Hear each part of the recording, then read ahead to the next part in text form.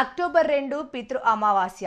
SGR Kurnool ఉమ్మడి director Chiranjeevi గారు ఒక ఇంటర్వ్యూ చేయడం జరిగింది. పితృ అమావాస్య అంటే ఏమిటి అనే విషయం ఎస్జీఆర్ ఛానల్ సీఈఓ ప్రభాకర్ గారు మాట్లాడుతూ, అక్టోబర్ 2 పితృ అమావాస్య ఈ రోజు మన పూర్వీకులు పెద్దలకు సాంబ్రాణి వేసి భక్తి శ్రద్ధలతో వారికి ప్రియమైన ఆహారం పెట్టి సంతోషపరిస్తే వంశాభివృద్ధి, ఆర్థికాభివృద్ధి జరుగుతుందని అన్ని శాస్త్రాలలో రాయబడిందని, అలా చేస్తే పితృదోషం, శాపం తొలగిపోయి వారి కుటుంబాలు అభివృద్ధి చెందుతుందని కుటుంబ సభ్యుల నమ్మకం. అందరికీ నమస్కారము. మన ఎస్జీఆర్ తరపు నుంచి సీఈఓ ప్రభాకర్ గారు ఇచ్చేసి ఉన్నారు. ఈ మాలేల అమావాస్య అని అంటారు. దాని నుంచి పూర్వం ఎలా జరిగేది, ప్రజెంట్ ఎలా జరిగేది, ఇప్పుడున్న సిచ్యువేషన్లో ఎలా జరుగుతుంది అనేది వివరణ చెప్పబోతున్నారు. ఈ అమావాస్య అనేది సాంబ్రాణి వేసే విధానం ఎలాంటిది, పూర్వం ఎలా చేసేవాళ్ళు, ప్రజెంట్ జనరేషన్ ఎలా చేస్తున్నారు అనేది వివరణ ఇవ్వబోతున్నారు.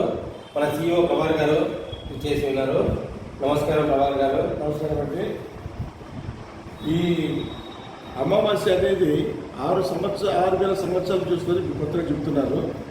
ఈ అమావాస్య అనేది పితృ సంబంధంగా, పితృలు ఎలా విధైతే వాళ్ళు సంతోషపడితే మీ కుటుంబాలు వంశాలు ఉద్ధరిస్తాయో దానికోసమనే ఈ సాంబ్రాణి అనేది చేసుకుంటూ ఉంటారు. ఇది ప్రతి సంవత్సరం వస్తుంది. ప్రతి సంవత్సరంలో భాద్రపదం అమావాస్య వచ్చే రోజు మాత్రమే వేసుకుంటే పితృకార్యం మంచి ఉంటుంది, వంశాభివృద్ధి, సంపద, ఐశ్వర్యము, సంతానం అనేది అభివృద్ధి చెందుతుందని మన అన్ని శాస్త్రాలు కూడా ఘోషిస్తుంది. కాబట్టి ప్రతి ఒక్కరు కూడా దీంట్లో మనకి 2 భాగాలు ఉన్నాయి. ఈ అమావాస్య కంటే ముందు పౌర్ణమి వస్తుంది. పౌర్ణమిలో కొంతమంది వేసుకుంటారు, అమావాస్య కొంతమంది వేసుకుంటారు. ఈ అమావాస్య ప్రత్యేకంగా పితృదేవతలు అంటే మన వంశస్థులు పెద్దవాళ్ళైతే తండ్రులు, తాతలు, తల్లులు వీళ్ళందరూ కూడాను పైనుంచి వచ్చి మనకు దీవిస్తారనే ఆశ, ఆలోచనతో ఈ పెద్దలకు వాళ్ళ సంరక్షగా వేసుకోవాలనే ఉద్దేశంతో ప్రతి ఒక్కరు వేసుకుంటారు.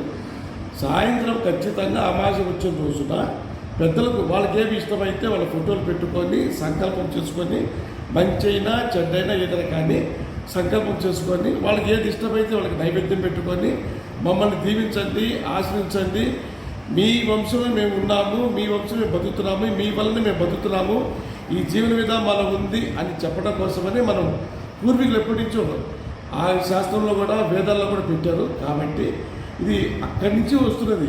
ఇప్పుడు ప్రత్యేకించి చెప్పాల్సింది ఏం కాదు. కాబట్టి దయచేసి అందరూ అమావాస్య చేసుకుంటే పితృ సంకల్పం ఉంటుంది, పితృ ఆశీర్వాదం ఉంటుంది, పితృ వల్ల మనకు వంశాభివృద్ధి కలుగుతుందని చెప్తారు.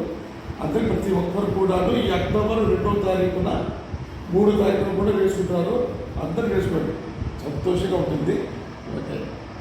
ఇప్పుడు మన అన్నీ వీళ్ళు యథావిధిగా చేస్తున్నారా? చూస్తున్నారు, అందరూ అలాగే చేస్తున్నారు. అది కాకపోతే రానున్న కొన్ని కాలాల్లో కుటుంబాలు విచ్ఛిన్నమైనవి. ఇంతకుముందు ఉమ్మడి కుటుంబాలు ఉండేవి, ఇప్పుడు ఉమ్మడి కుటుంబాలు లేవు. ఎవరి ఇళ్లలో వాళ్ళు ఉన్నారు, ఎవరి జీవనోపాధి, ఎవరి కథ వాళ్ళు ఉంది. కాబట్టి అలా జరిగిపోతుంది. కానీ ప్రతి సంవత్సరం కూడాను అందరూ కలుసుకొని, అన్నదమ్ములు, వాళ్ళ పిల్లలు, మంచి అందరూ కలుసుకొని చేసుకుంటే పితృదేవత సంతోషపడతారు. పితృదేవత సంతోషపడితే మన వంశము అభివృద్ధి చెందుతుంది అనే ఒక పరిస్థితి నానుడి ఉంది. కాబట్టి అందరూ వస్తే మంచిది. మేము హైదరాబాద్లో ఉన్నాము, బెంగళూరులో ఉన్నాము, అక్కడ ఉన్నాము కాకుండా అందరూ ఒక చోటుకు వచ్చి అందరూ చేసుకుంటే అది సంతోషపడుతుంది. అది అందరూ కలిసికట్టుగా ఈ కార్యక్రమాన్ని జయప్రదం చేయాలని మీరు కోరుకుంటున్నారు. Thank you.